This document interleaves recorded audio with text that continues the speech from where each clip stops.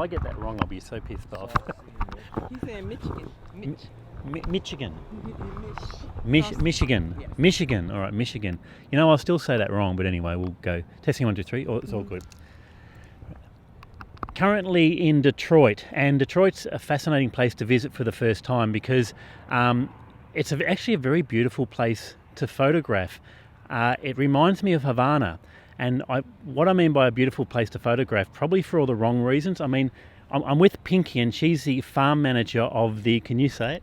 The Michigan Urban Farming Initiative. I'm glad you got it wrong because I know I was saying Michigan wrong. But in Detroit there is a lot of urban farming because there's all this space. So basically it's really fascinating to see. Detroit was really the industrial city. You know, it was one of the biggest industrial cities of the world. We are the arsenal of democracy. We are the city that saved the world. We made it possible for the United States to turn the tide in World War II and stop the axis of evil and advancement of Nazi Germany. Yes. You could come to Detroit and you could just go to the plant and you could get a job. You made a good wage. You could buy a house. You could put your kids through college. And that was pretty much the expectation of generations of Detroiters, really. Right up until my generation, that was the expectation. I'll just go to high school, I'll graduate, and then I'll get a job at the plant. So around the 70s, it all started going wrong. Yeah, that by the time I graduated high school, to get a job at the plant wasn't feasible. It wasn't reality anymore. No, the plant started closing, and the work dried up, and the people left. And we used to have almost 2.5 million people in Detroit. Now there's less than 750,000 people. Wow. And so with that, you get a lot of abandoned houses, a lot of empty blocks, and it's sort of fascinating to see because I was just over the section over there where there's a lot of empty factories, and it's amazing how nature comes back. Oh yeah, you cannot stop nature. Water is your perfect example. You can hold it back only for so long, but it will eventually seep through, chip through, push through, erode its way through. And yes, you can come to Detroit and find trees, very big, huge trees growing right in the middle of a factory floor. Yeah. And when you first come here, you're sort of fascinated by that. And there's a thing called ruin porn, where people come just to take photos of all the ruins. And I think I've gone through my stage now. I've taken a lot of photos, and now it's like, yeah, it's fascinating to see nature, but then you sort of get used to it.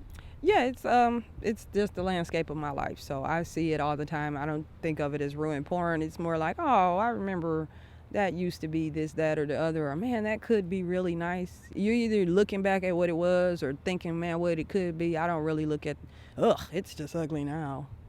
Now, Pinky, you grew up in Detroit. Yes, now you're right there across the street. In this neighborhood. Now you're the farm manager. Yes. Tell me how you got into farming. My daughter was kidnapped. I've never seen my baby again. Oh, well, wow. Yes, and I went through a really hard time of depression and just closing myself off from the world. And then this garden started growing across the street from my house. And while I was closing myself off from the world, I was also feeding my pesto addiction by stealing basil from this garden. And the founder of the gardener, he kept catching me. Tyson, he just kept catching me. And eventually he convinced me that I should just come help out. And once I did, I was stuck. It was something to give me peace of mind, and I liked doing it. And I know what used to be here. It's another one of those examples of I know what it was before, and it's nice to see it becoming something else now. So this was all houses before? Actually, this was a 6-story apartment building, the King Courts apartment, and those all down the street past were 2-family flat houses, brick houses. And this building burned to the ground about 20 years ago. And this neighborhood, you were mentioning before, it's always been an African-American neighborhood. Yeah, well, in my lifetime, it's mostly been all black my entire lifetime. But before it was that, before way back in the 19-teens and 20s, it was mostly Jewish neighborhood, working class.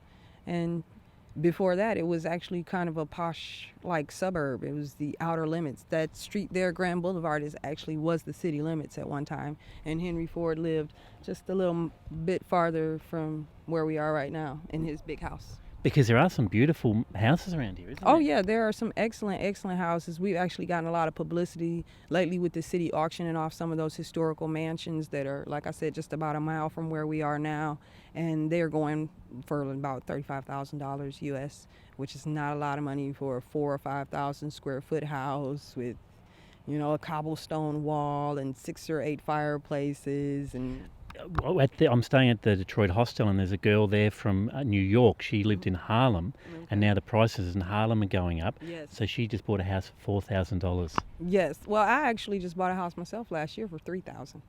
So. When you bought it, because her house has got no plumbing, everything's been ripped out, all the copper wires. Yes. Scrapping is a problem. I didn't have so much of that problem in my house that I purchased because there were some squatters living there, and that really kind of kept the house intact. But yes, scrapping really is a problem, and that just goes to show you how desperate people have become in the city. They're starting to cannibalize their own neighborhoods just to make ends meet, just to feed themselves, really. I must admit, having travelled all around America for 2 months, I've never seen cars in more disrepair than in Detroit. People are driving around in cars that have basically lost their outer shell, to rust and whatever. And I suppose for me that's a sign that people they're resilient and they're keeping things going, but there's not a lot of spare money. There is a wealth of perseverance in Detroit. You will see people, like we say, Detroit hustles harder. You will see people push and push and push. And me and my brother right now, we have not had any utilities for 6 months. So, I mean, you keep going through all kinds of odds, and there's a lot of desperation. So no hot water, no electricity? Water, period. No electricity, no water. No water. Is your house nearby? Yes, that's my house right there. Can we go and have a look? Can I have a look Sure. later? Yeah. All right, we'll have a look. Yeah. Yeah. Now let's get back to the garden. Now, what happens here? So, people are welcome to come and volunteer and work, and also what happens with the produce? Okay, well, number one priority for all of the produce is the neighborhood. We are trying to get the produce into the neighborhood. So we have people that walk past, people that stop by, and they want, hey, that looks good, or can I have some? And it's like, yeah, sure. We harvest on site, usually on demand. When someone wants it, we pick it at that time. And we just weigh it up, and we take some information like where do you live, because we like to track where the produce is going. We keep track of how much we grow, so we take the weight, and then we ask that they just donate how much they can afford, whatever that amount is. And I've never turned anybody away. I had one woman, she only had 20 cents, and I gave her like 20 pounds of produce. And it's food, and what else would we do with it? It would just go to waste in the field, and I don't see the point in not letting people eat. So it's a non-profit? Yes, it is a non-profit. All of our donations that we get go right back into the garden. Nobody gets paid. It's all volunteer. Even yourself, you're not on a wage? No one gets paid. Wow. It's all volunteer.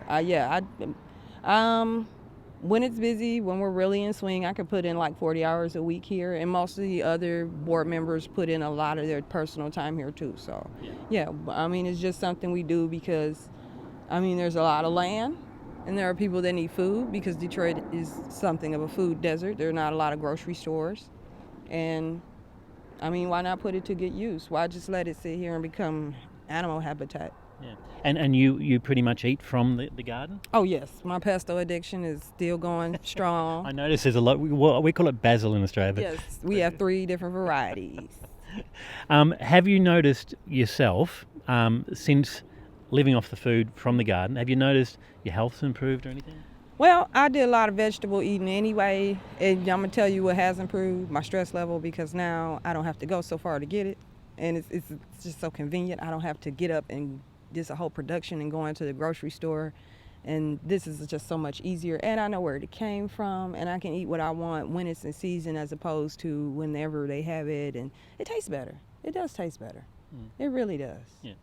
I notice there's no fences around the garden, and I've noticed as I've walked around, it's fascinating to be in a city, to hear the sound of birds, to see squirrels going up trees. Yes. There is the wildlife's coming back to the city. It's wild. The wildlife is wild, and I don't know if it ever left because, these creatures, as far as I've always lived in Detroit my entire life, and I've always known there were always creatures. Even when I was a kid, there were rabbits in the backyard, or there were possums on the fence at night. And yes, the pheasants, which are very pretty animals. They're very pretty, but they're loud and they're annoying, and they fight in the street, and I don't like all that violence. So you have rabbits raiding the garden. You have pheasants. You have Rabbits, raccoons, pheasants, possums, voles, and the seagulls, and of course the pigeons. But yes, the creatures are everywhere, and it's ridiculous. I don't know what's up with that. And for Detroit, I mean, it had a huge urban sprawl, didn't it? So Yes. so it basically goes all the way to Ann Arbor, which is Yes, pretty much. Yeah, the one during the 60s you had what they called the white flight, where a lot of the Caucasian people just packed up and got out of the city. They didn't want to live with the black residents. They didn't want to live in those same neighborhoods, so they just kept moving farther. And what happens is, after a while, a generation or two, you get some blacks that'll move out into the suburbs too, and so they move farther. And so yeah, it just sprawls out way 45, 50 minutes, almost an hour before you start to get out of metropolitan areas. and some of those suburbs are really quite smart, aren't they? Because I'm staying in Corktown, which is close to the inner city. It probably Corktown is the inner city. Yeah, Corktown is in Detroit proper. and it's amazing. I'll show you some shots of Corktown. But there's empty lots. There's abandoned houses. There's gardens. But so a mile from the city centre, it's amazing to see. Would you say with the history of Detroit, I have read about segregation, and I mean 8 Mile. I mean Yes. yeah. Where do you see things now?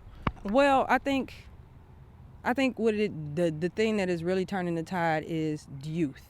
Younger people do not have these same hang-ups that the older people do. We don't care about what color people are. I don't care what color somebody is. You could be purple. Just, don't steal from me, and keep your dog on a chain, and everybody's happy. And so I think with younger people, there's more of an interest in just being neighbors, being good neighbors, and finding a neighborhood that suits what kind of life they're trying to live. You want a little bit more fast paced. You want to live near the cultural center. Do you want to live out into more rural? And that's the thing, really, is just finding where you fit in, not so much where people look like you. Yeah.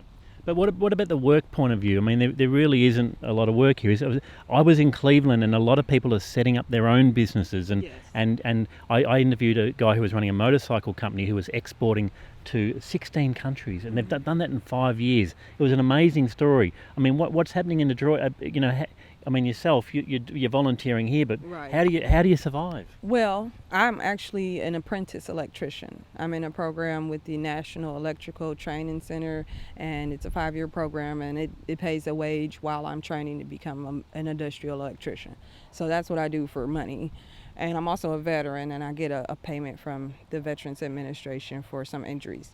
But a lot of people are doing a lot of things, more than one thing. And yes, the jobs are not like they used to be. They're just not there. So you see a lot of people who are making their own jobs or making their own way. Like I know a lot of other gardeners that I know that are really making money from their garden. They're starting to turn a profit through co-ops and farm stands at markets and things like that. So that's another way. And it's just like I said, Detroit, we hustle harder. People will find a way to survive. They'll go out and they'll find a way to make themselves useful and trade that use for the things they need, the necessities of life. Cool. Well, look, thanks for your time, Pinky. We'll go and have a look at your house if that's Okay, all right, because sure. that's a $3,000 house. I mean, Oh, it's an excellent house. that sounds impressive. So we'll go check out Pinky's house. All right. Thank you.